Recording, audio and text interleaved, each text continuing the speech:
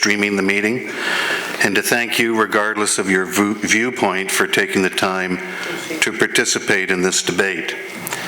2 years ago, I campaigned under the slogan that engaged citizens working together can accomplish extraordinary things, and your presence, regardless of the outcome of today's debate, proves that.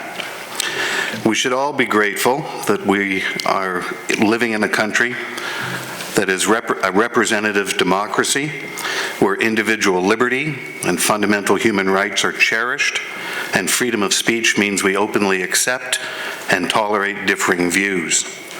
Sadly, many others around the world today go to bed tonight not as fortunate. In the 15 months that I've been fortunate to be here representing Thornhill, on more than one occasion, I've asked, what kind of city do we want to be? Whether it was in private meetings with staff or here in this chamber, I've asked that question mostly in the context of issues related to urban planning, intensification, traffic, infrastructure, public transit, the environment, and even cycling. The reason I've asked what we want to be is because I already know what kind of city we are. We're a city that begins each council meeting with an Aboriginal land acknowledgement.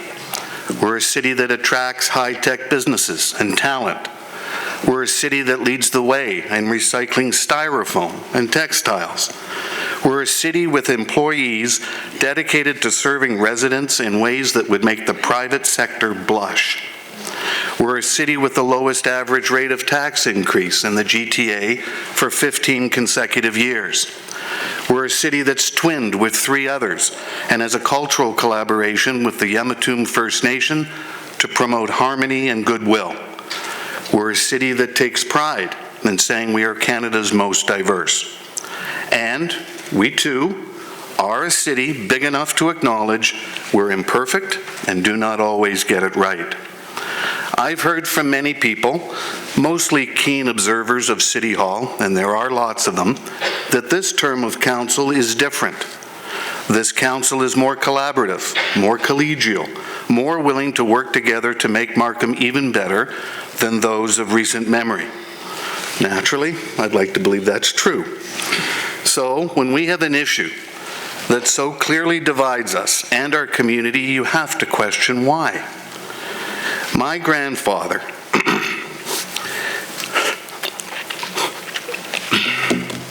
boy, promised myself I would not get sick at sea when I mentioned him. Excuse me.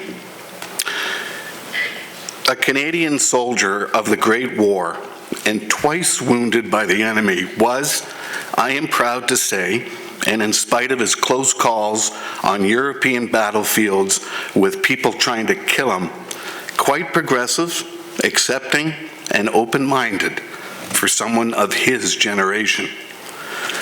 On any number of controversial social issues, he'd simply say, live and let live. Doing so sometimes found him in defiance of the teachings of his faith and church. He didn't care. He did what he thought was right. He was also a simple and honorable man. His philosophy was, I don't tell my next-door neighbor how to live. As long as his actions don't impact me and those I care about, I leave him alone. Yet here before us is an issue that does impact friends, neighbors, and colleagues, that not only divides this council, but is dividing our community. I suppose at the end of the day, it all comes down to the not-so-simple question I asked at the beginning. What kind of Markham do we want and aspire to be? I, for one, believe in a Markham where no public official either requests or accepts instructions on public policy from a friend or constituency, where no one group, no matter how well-intentioned, seeks to impose its will directly or indirectly upon the general populace or the public acts of its officials, and where diversity is so cherished that an act against one group is treated as an act against all. I believe in a Markham where one's affection and respect or embarrassment and disdain for the country of their heritage is their own private affair, not imposed by him on others or by his city upon him, and even the most symbolic of ways like flag raising. I believe in a Markham where members of council take a longer, more expansive view of the broad public interest and trust bestowed upon them, and do not feel they must vote a certain way as a condition of holding office, their heritage, winning re-election, or the prospect of future support